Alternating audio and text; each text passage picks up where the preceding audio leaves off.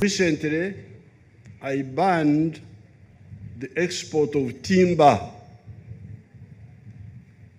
I didn't ban, I said nobody should export timber, which is unprocessed wood. What I want you is to so if you are a furniture maker, that's what you want. You need the timber to make the furniture here. So that if you want to export, you export the furniture, not the timber. Now, when it is coming from Congo, I think that one also we should persuade our Congolese friends to make furniture. Because that one will be a loophole. They will take our timber, claiming it is coming from Congo.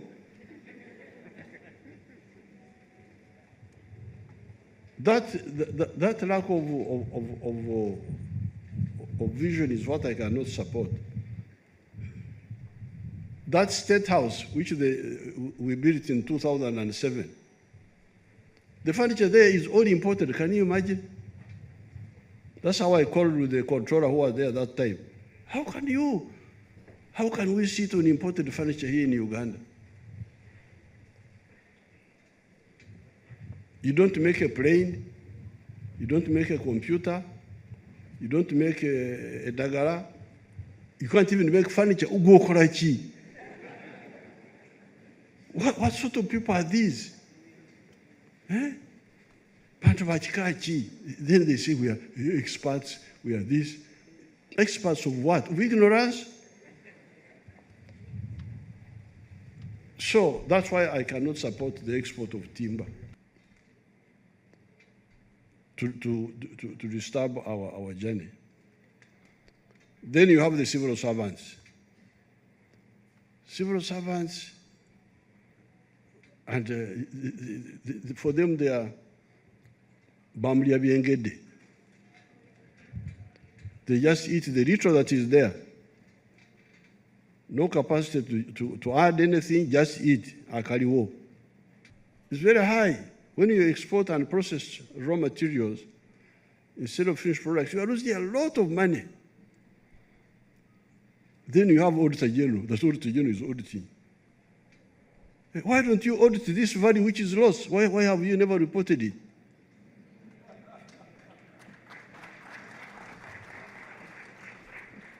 Auditor General is just reporting nothing here, nothing here.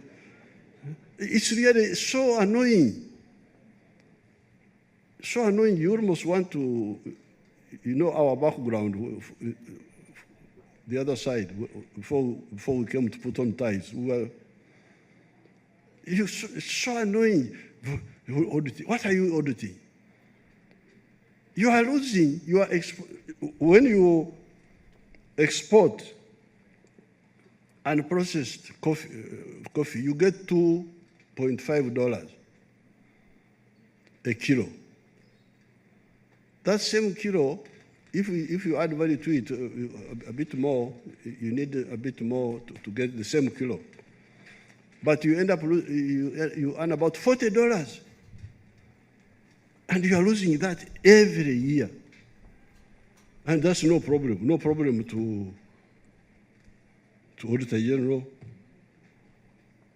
No problem to our committees of parliament. Committee of Economy, what are you? Why don't you see these laws? And especially if some old man like me, I keep telling you,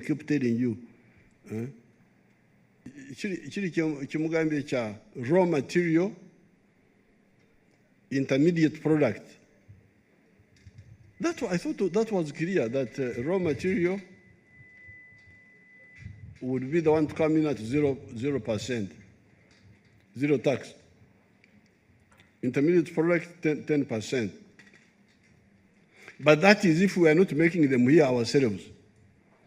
If we are making, for instance, at one time, whenever I would visit this, the steel factory which was here, the one of casemates. In the very beginning, they were importing what they call steel billets from Zimbabwe. I remember in the very early days. But later on, they started making the steel billets themselves. So if we are making the raw material here, why do you import it? That it was Your Excellency's personal decision and directive that the Kira Motors project, which is our flagship project as NEC, be undertaken by NEC utilizing UPDF engineers. I therefore wish to thank Your Excellency for the trust and confidence and giving us the opportunity to undertake the construction of this strategic project, which has enabled us to showcase and demonstrate our capability as NEC and UPDF in the field of construction. This, Your Excellency, has in turn helped us to debunk the thinking, almost bordering on self-mentality, that as a country we always have to depend on foreign construction companies, which most times repatriate some, if not all, the profits out of the country. Your Excellency, I think Edward stole my points because I also always believe in the why. Why are we doing what it is that we're doing? We know that it's about transforming our, a position, whether it is in